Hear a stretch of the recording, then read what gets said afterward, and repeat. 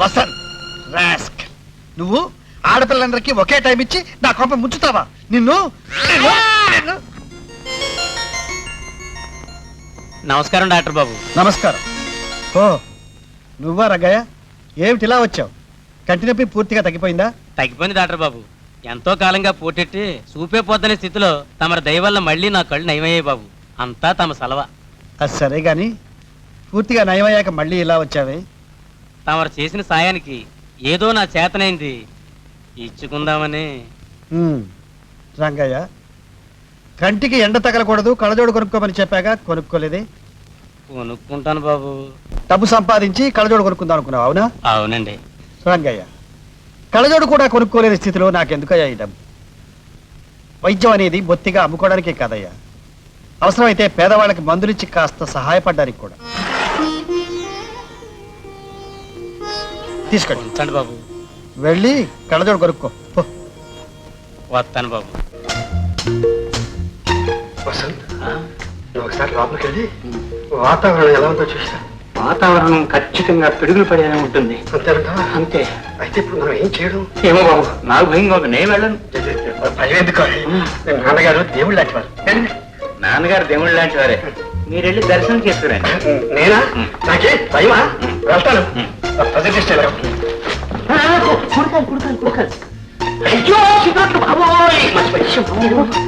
తొందరగా వెళ్ళు, అంటి పడిపోతున్నాడు. వెళ్ళు, నీకే తెలుస్తుంది. అమ్మా బాబు, ఆగు బాబు, మాకు తెలియక్కర్లేదు. అమ్మ ఎడిపోతున్నా రానే.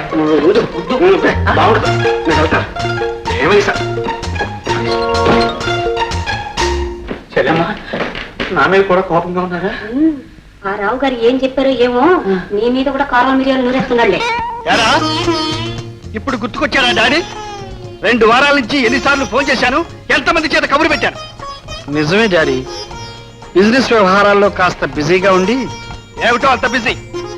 నన్ను చూడడానికి కూడా రాలేదంత బిజీయా? నిజం డాడీ, చాలా బిజీ. లేకపోతే నాకు మాత్రం మిమ్మల్ని చూడాలని ఉండదా? రాత్రి పగలు చేసినా కూడా ఆఫీస్ పని తరగడం లేదు. అందుకే నేను చాలా చిక్కిపోయాను కూడా. మళ్ళీ ఇదొకటి, అంత రాత్రి పగలు బిజీగా ఉంటే ఆరోగ్యం అవుతుంది. సరే గాని నువ్వు వెళ్ళి స్నానం చేసిరా, అంతా కలిసి భోంచేద్దాం. అలాగే డాడీ. డాడీ, నీకు ఇష్టమని గంధపు చెక్కతో చేసిన గోపాలకృష్ణుడి బొమ్మ తీసుకొచ్చాను. ఇదిగో. కబురంపితే రావు గాని ఈ సెంటిమెంట్స్ కే తక్కువ లేదు. వెళ్ళి వెళ్ళి. ఏయ్ వసంత్, ఏమిటి అక్కడ నక్కావు? ఇలా రా. ఇదిగో, ఏమన్నా మాట జారావో తాంబూలం ఇచ్చి పంపించేస్తాను, జాగ్రత్త.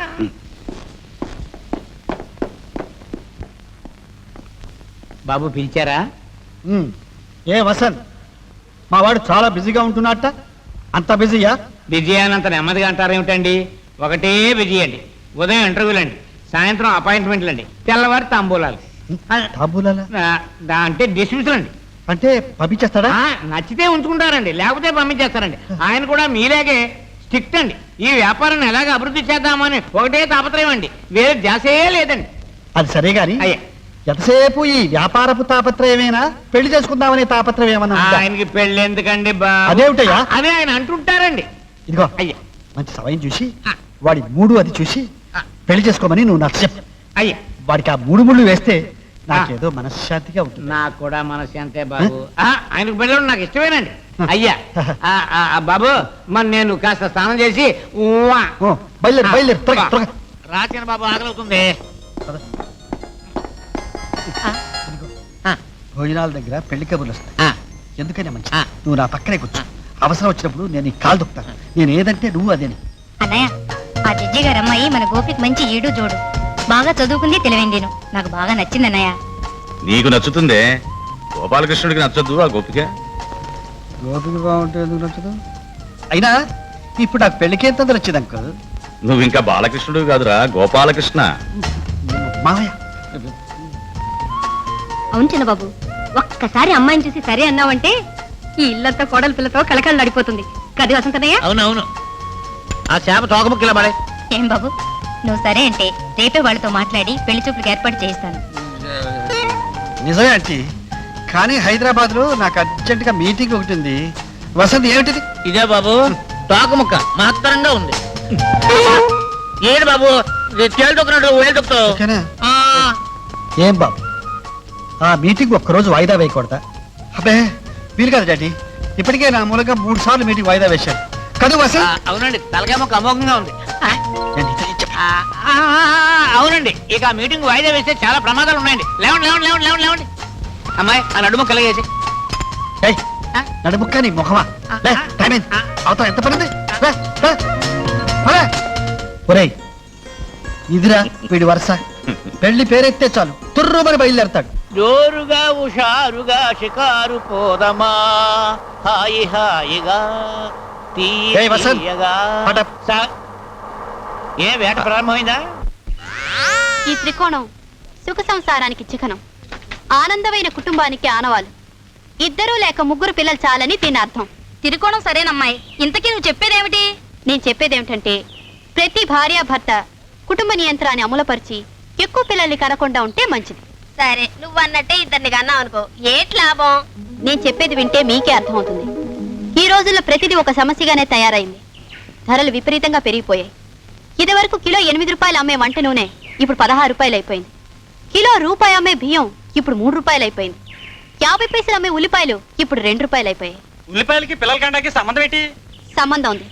మనుషులు పెరుగుతున్నారు కానీ సరుకులు మాత్రం పెరగట్లేదు. పెరిగిన జనాభాకి సరుకులు సరిపోక ధరలు మండిపోతున్నాయి. అంతేకాదు, పనులు దొరకపోవడానికి, స్కూళ్ళలో పిల్లలకు సీట్లు దొరకడానికి, సినిమాలో టికెట్లు దొరకపోవడానికి, రైళ్లలో చోట్లు దొరకపోవడానికి అన్నిటికి కారణం జనాభా పెరగడమే. ఈ సమస్యను అరికట్టితే అన్ని సమస్యల్ని అరికట్టచ్చు. అది సరేగాని బిడ్డలు లేకపోతే సరదా సందరం ఏముంటుందా అమ్మాయి? వీళ్ళందరూ మీ పిల్లలేనా? అవునమ్మా, వీళ్ళు కాక ఇంటి దగ్గర ఇంకా 3 ఉన్నారు.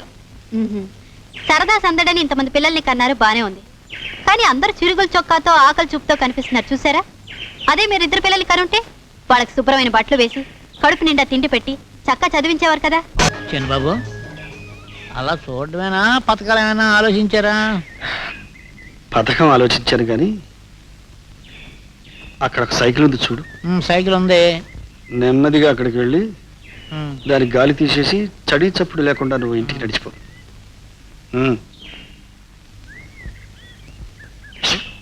ఇటు కాదు, అటు.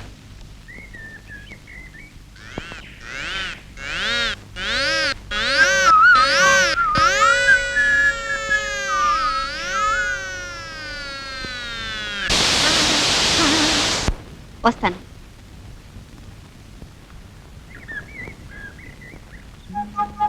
హలో మేడం, మీ ఉపన్యాసం విన్నాను.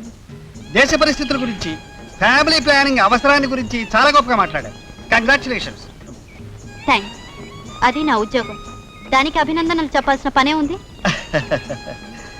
ఎదటి వాళ్ళ గొప్పతనాన్ని అభినందించడం నాకు అలవాట్లేదు. వస్తానండి. అరే గాలిపోయిందే. అరే గాలిపోయిందా? అరే ఎవరో తొంటరి రాస్కల్స్ పనిచేసి ఉంటారు. అయ్యో, మరి ఇంటికి వెళ్ళడం ఎలా? ఏమండి, మీరేం అనుకోకపోతే కారు ఉంది, లిఫ్ట్ ఇస్తాను, వస్తారా? మీకెందుకు రండి శ్రమ, నేను. ఇందులో శ్రమే ఉందండి. దేశానికి సేవ చేయడానికి ప్రయత్నించే మీలాంటి వాళ్ళకి సేవ చేయడం కూడా మానవ సేవే కదండి. రండి. మరి సైకిల్ ఇక్కడ? సైకిలా? ఇదిగో బాబు, ఈ సైకిల్కి పంచర్ వేసి నీ దగ్గర అట్టి పెట్టు, తర్వాత వచ్చి తీసుకెళ్తాం. అలాగేనండి. రండి. ఏమిటండి అలా చూస్తారు? సైకిల్ రిపేర్ కాగానే మనిషిని పంపి నేను తెప్పిస్తాగా. రండి. అడగగానే వచ్చినందుకు థ్యాంక్స్ అండి. నా పేరు గోపాలకృష్ణుడు. బై మీ పేరు? సుజాత. సుజాత, బ్యూటిఫుల్. తీసుకోండి. నాకెందుకండి? పువ్వు ఎందుకని ఆడపిల్ల అడగకూడని ప్రశ్న. అడగకుండా అబ్బాయిలు ఇస్తే ఆ ప్రశ్న అడగక తప్పదు కదండి. మీరంతగా అడుగుతున్నారు కనుక చెబుతున్నాను. ఇది ఎందుకో నాకే తెలియదు. ఎందుకో తెలియనప్పుడు అసలు కొమ్మ నుంచి ఎందుకు తుంచారండి? పాడిపోతుంది కదా. చూడండి, పుట్టింట్లో ఆడపిల్ల చెట్టు కొమ్మ మీద పువ్వు అలాగే ఉండిపోతే వాటికి బ్రతుకు అర్థం కనిపించదు. అందుకే అందమైన పువ్వు కనిపించినప్పుడల్లా కోస్తుంటాను, దాని బ్రతుకు అర్థం కల్పిస్తుంటాను. అయితే మీ చేతికి చాలా సార్లు ముళ్ళు గుచ్చుకుని ఉండాలే. పువ్వు సొంతమవుతుందన్న ఆనందం ముందు ముళ్ళు గుచ్చుకున్న బాధ అంతగా కనిపించదండి. ఈ పువ్వు మీ జడలో వచ్చు, ధన్యమవుతుంది. ఏది, నా జడ ఆ పువ్వా? వాటిని చూసే నా చూపు. మీరు చాలా తమాషాగా మాట్లాడతారండి. Thank you. సారీ, మీరేం అనుకోకండి. ఇది నాకు అలవాటు. స్నేహితులంతా జబ్బు అంటారు. ఆ పేరే? మిమ్మల్ని ఎక్కడ దింపాలో కనుక్కుందామని. ఎక్కడైనా మీరు దింపక్కర్లేదు, నేను దిగ్గలను. మీరు తమాషాగా మాట్లాడతారే. Thank you. తీసుకోండి. Thank you. మన పరిచయం సందర్భంగా మీరు మా ఇంటికి వచ్చి ఒక కప్పు టీ తాగితే మీరు ఆనందిస్తారు, కానీ నాకు ఆలస్యం అవుతుంది. అక్కడున్న ఫ్యామిలీ ప్లానింగ్ ఆఫీస్ దగ్గర పోనివ్వండి, నేను దిగిపోతాను. Okay okay.